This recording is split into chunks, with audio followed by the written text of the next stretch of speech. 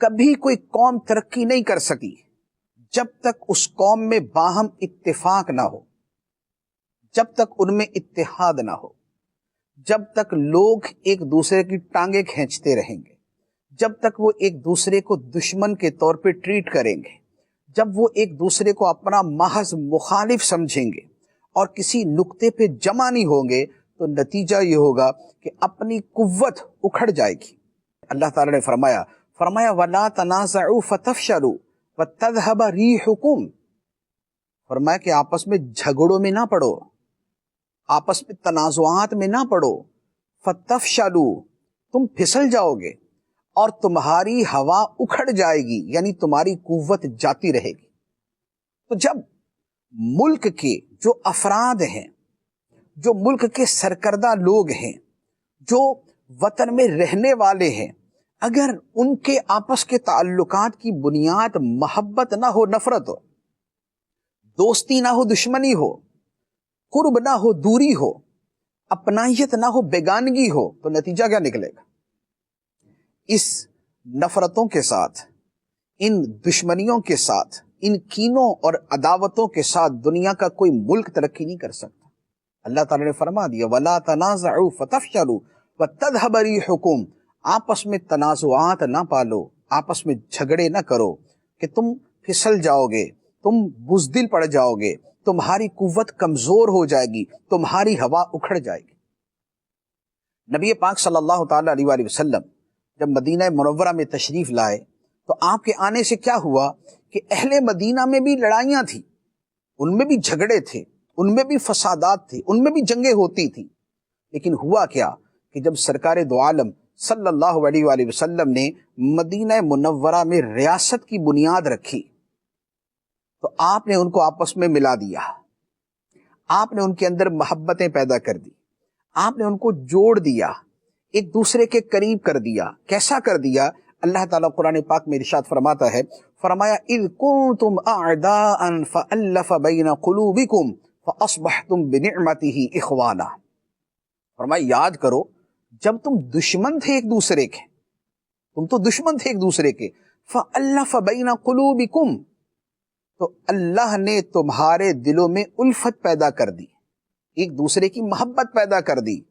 اور تم فَأَصْبَحْتُمْ بِنِعْمَتِهِ إِخْوَانًا، تو تم اللہ کی نعمت سے، اس کے فضل سے آپس میں بھائی بھائی بن گئے۔ یہ آپس میں بھائی بھائی بننا کیسے تھا؟ یہ عداوتوں کا خاتمہ،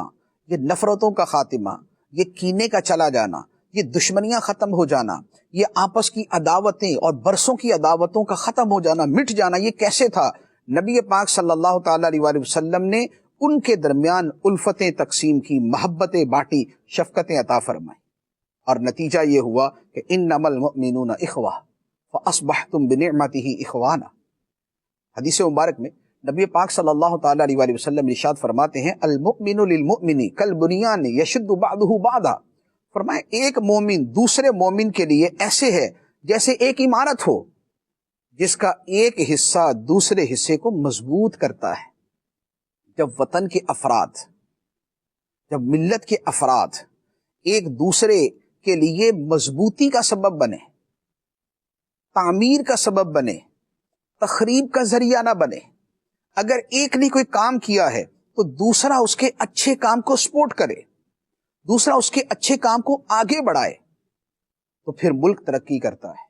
لیکن اگر طرز عمل یہ ہو کہ چونکہ یہ کام دوسرے نے کیا ہے لہذا اسے پایہ تکمیل تک نہیں پہنچنے دینا، اگر طرز عمل یہ ہو کہ چونکہ اس کے اوپر دوسرے کا نام آ رہا ہے لہذا اب کسی صورت اسے مکمل نہیں ہونے دینا،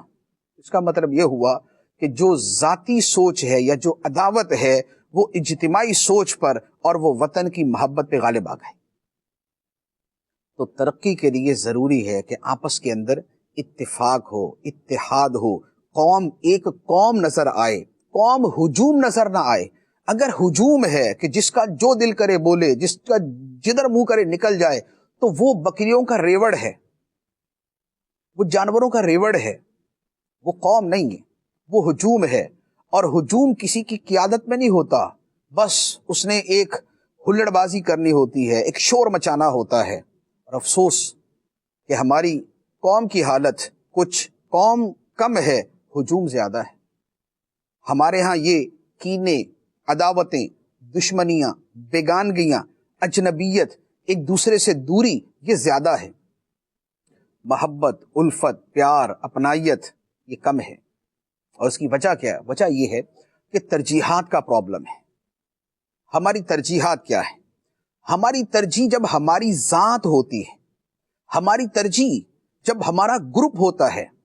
ہماری ترجیح جب ہمارے ہم ذہن لوگ ہوتے ہیں، تو پھر ہم کسی دوسرے بندے کو برداشت نہیں کرتے، پھر ہم کسی دوسرے گروہ کو برداشت نہیں کرتے، پھر ہم کسی دوسرے گروپ کو برداشت نہیں کرتے، پھر کسی دوسری سوچ والے کو برداشت نہیں کرتے۔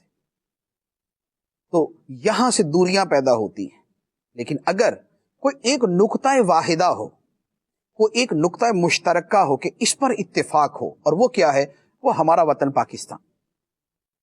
اپنے تمام تر اختلافات کے باوجود اگر اس ایک نقطے پر پورا اتفاق ہو، اور زبانی نہیں، عملی، قولی نہیں، فعلی،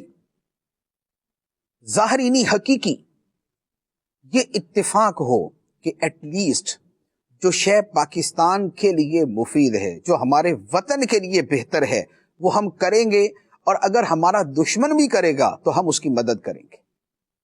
اگر اس اتفاق کی سوچ کے ساتھ، اس اتحاد کی سوچ کے ساتھ چلیں گے تو یقین کیجئے کہ پاکستان کا دن دگنی رات چگنی ترقی کرنا مشکل نہیں۔ لیکن اگر کسی کو چلتے کی راہ میں ٹانگ اڑانی ہے، اگر کسی کے بنے ہوئے کام کو بگاڑنا ہے، اگر کسی کے آخر تک پہنچے ہوئے کام کو دوبارہ بنیادوں تک لے کے آنا ہے، اگر اس سوچ کے ساتھ چلنا ہے تو پھر کوئی ترقی نہیں۔